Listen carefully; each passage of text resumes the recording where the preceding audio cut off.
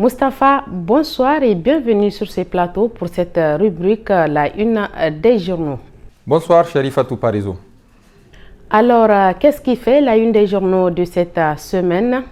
Cette semaine, la presse écrite nigérienne parle essentiellement du deuxième sommet États-Unis-Afrique, du congrès en perspective du Parti nigérien pour la démocratie et le socialisme, le PNDS-Tareya, et du procès de la tentative de coup d'État de mars 2021. Et Mustapha, à propos de cette tentative de putsch, le quotidien L'Enquêteur d'hier mercredi nous apprend que le principal cerveau reconnaît les faits. Débuté le lundi 12 décembre 2022, le jugement des personnes impliquées dans la tentative de coup d'État présumée intervenue dans la nuit du 30 au 31 mars 2021 à Niamey, à 2 jours de la prestation de serment du président élu Mohamed Bazoum, se poursuit activement devant le tribunal militaire de Niamey, écrit le journal L'Enquêteur d'hier mercredi. 62 personnes sont citées dans cette affaire. 4, toutes des civils, ont été relaxées de fin de toute poursuite au cours de l'instruction du dossier. Au deuxième jour du procès, le président du tribunal militaire a annoncé que 58 personnes sont accusées dans le cadre de cette tentative de coup d'État présumée. Parmi elles, 5 sont en fuite, 4 militaires et 1 civil. 3 charges sont retenues pratiquement contre presque toutes les personnes qui sont impliquées dans cette affaire. Il s'agit de complots ayant pour but de porter atteinte à l'autorité ou à la sûreté de l'État et attentats manqués, coups et blessures volontaires avec armes et recel de malfaiteurs. Parmi les 2 parents du capitaine Sani Gourouza, poursuivis pour recel de malfaiteurs, les intéressés auraient hébergé et aidé à s'enfuir Gourouza et un autre militaire. L'un a reconnu les faits, l'autre pas. Le capitaine Sani Gourouza, considéré à tort ou à raison comme étant le cerveau de cette tentative de putsch manqué, a également reconnu les faits criminels. Avec lui, un autre militaire qui a aussi reconnu les faits criminels et les faits correctionnels. Par contre, les colonels-majors Hamadou Jibou et Aboubakar Oumarou dans Azumi, dit le Lion, le lieutenant-colonel Seydou Murtala Diori, le lieutenant Abdourahman Marou Idrissa et Boubacar Bagouma, tous radiés des rangs des forces armées nigériennes, dans un décret présidentiel contresigné par le ministre de la Défense nationale le 27 avril 2022 et qui se trouve aujourd'hui dans le box des accusés, ont tous nié les faits qui leur sont reprochés. Dans le déroulé du procès, après notification des charges retenues contre les accusés, au moins 6 avocats ont déposé devant le tribunal militaire des requêtes relatives à des exceptions d'inconstitutionnalité et concernant certains articles et dispositions du Code de justice militaire sur la base duquel le procès a lieu. Les dites dispositions seraient contraires à la Constitution selon les avocats. Et dans pareille circonstance, l'article 132 de la Constitution du Niger dit que toute personne partie à un procès peut soulever l'inconstitutionnalité d'une loi devant toute juridiction par voie d'exception. Et dans ce cas de figure, celle-ci doit surseoir à statuer jusqu'à la décision de la Cour constitutionnelle qui doit intervenir dans un délai de 30 jours. Le président du tribunal militaire a donc suspendu l'audience le temps que la question soit tranchée, comme le veut la loi, mais il a annoncé une reprise de l'audience pour hier mercredi à 10 h, estimant que le procès pouvait se poursuivre avec les accusés dont les avocats n'ont pas formulé de requête d'inconstitutionnalité. Le deuxième sommet USA-Afrique va consacrer peut-être l'entrée de l'Union africaine dans le cercle fermé des 20 pays les plus industrialisés au monde, le G20. C'est ce sur quoi insiste le journal Niger Inter Hebdo de cette semaine avec ses titres qui barrent sa une. Deuxième sommet USA-Afrique vers l'intégration de l'Union africaine au G20. Oui, Chérifatou Parizo, le président de la République Mohamed Bazoum prend au sommet des dirigeants États-Unis-Afrique, nous apprend le journal Niger Inter Hebdo de cette semaine, un événement de 3 jours à Washington qui réunit des personnalités de tous les continents africains pour discuter des moyens audacieux et concrets de renforcer les liens et de faire progresser les priorités communes. Spécifiquement, il sera question d'établir un nouvel engagement économique, de promouvoir la démocratie et les droits humains, de faire progresser la paix et la sécurité et de relever les défis tels que la sécurité alimentaire, le changement climatique ainsi que la pandémie de la COVID-19. Ainsi, les débats porteront sur comment favoriser un nouvel engagement économique, faire progresser la paix, la sécurité et la bonne gouvernance, renforcer l'engagement envers la démocratie, les droits de l'homme et la société civile et sur comment travailler en collaboration pour renforcer la sécurité sanitaire régionale et mondiale, précise une note des services de communication de la présidence de la République reprise par le journal. Le sommet va s'appuyer pour cela sur les thématiques de comment promouvoir la sécurité alimentaire, répondre à la crise alimentaire, amplifier les liens de la diaspora et enfin comment promouvoir l'éducation et le leadership des jeunes. Pour cela, l'Afrique, un acteur géopolitique majeur, possède certaines des économies à la croissance la plus rapide du monde, comme le Niger, autour de 7% actuellement. Deuxième sommet États-Unis-Afrique. Pour les États-Unis, il est question d'entretenir les liens avec le continent africain. Il ne s'en cache pas depuis que la Chine et la Russie y cultivent une influence grandissante. Ce sommet sera l'occasion pour le président américain Joe Biden de plaider pour l'intégration permanente de l'Union africaine au G20. Cette annonce permettra à Biden d'obtenir plus facilement la coopération de l'Afrique sur des questions telles que la guerre en Ukraine et le changement climatique, a souligné le journal américain The Washington Post. Créé en 1999, rappelle le journal Niger Inter Hebdo, le G20 vise à favoriser la concertation internationale en intégrant le principe d'un dialogue élargi tenant compte du poids économique croissant pris par un certain nombre de pays. Jusque-là, le seul pays africain membre du G20 est l'Afrique du Sud.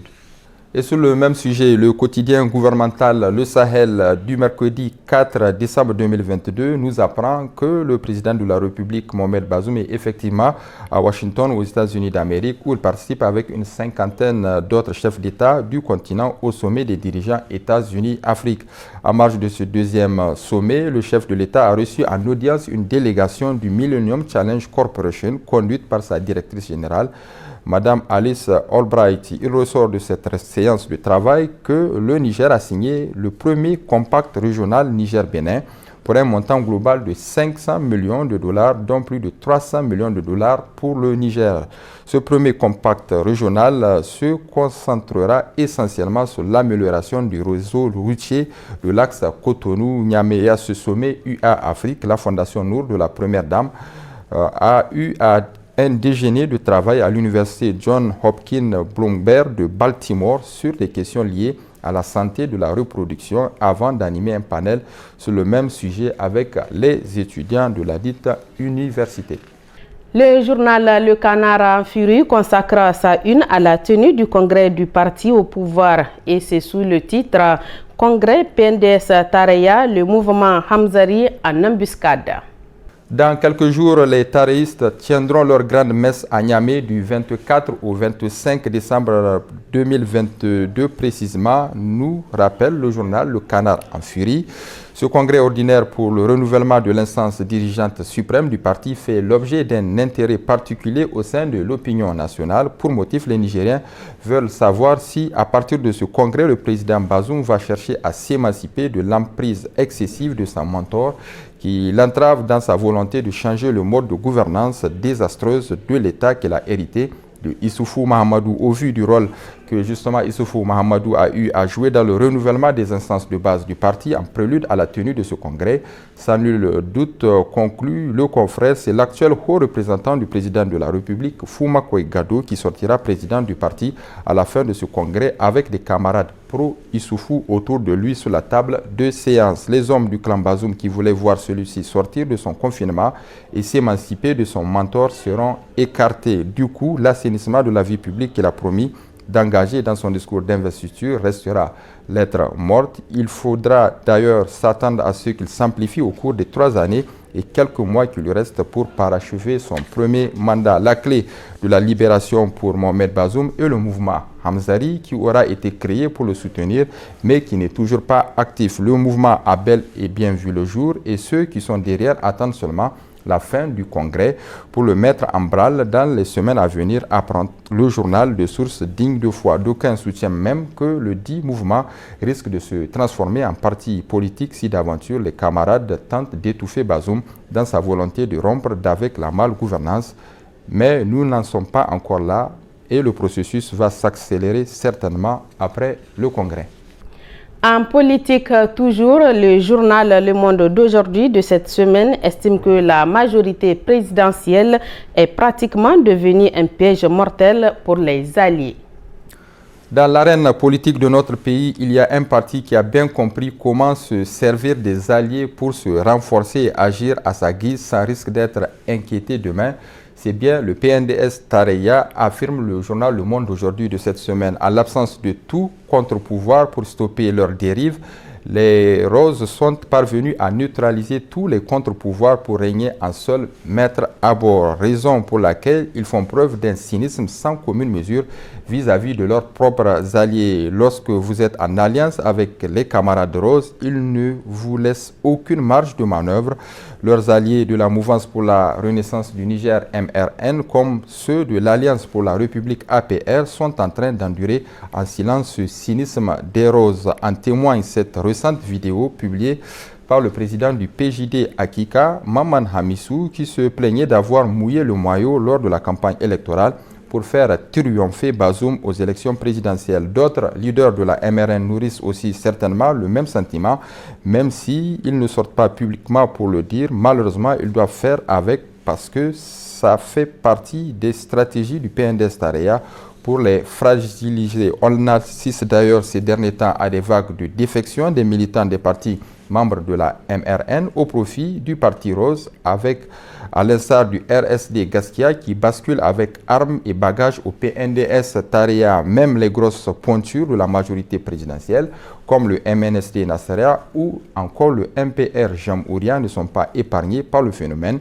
Les présidents Seni et Al-Badé doivent s'inquiéter sérieusement et se réveiller pour arrêter la saignée pendant qu'il est encore temps. Au niveau de la MRN, en tout cas, il semble que les leaders des partis alliés se concertent ces derniers temps pour contrecarrer les velléités de fragilisation de leur parti politique par les ténors roses.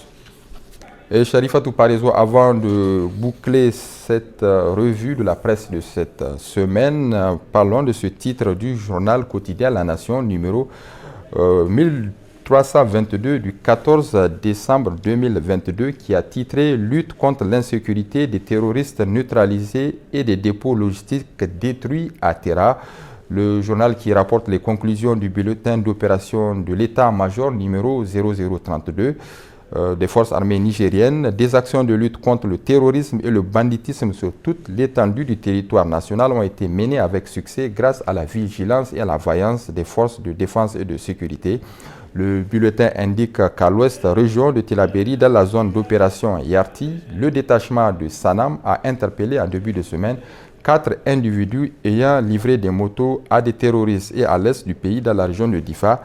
Dans le cadre d'une opération conjointe entre les troupes nigérianes et nigériennes, des actions offensives menées ont permis de neutraliser plusieurs terroristes et de détruire un dépôt logistique important. Merci Mustapha pour tous ces éclaircissements. Merci chers téléspectateurs pour votre fidélité sur Bonferré Télévision. Le programme continue. Bonne réception.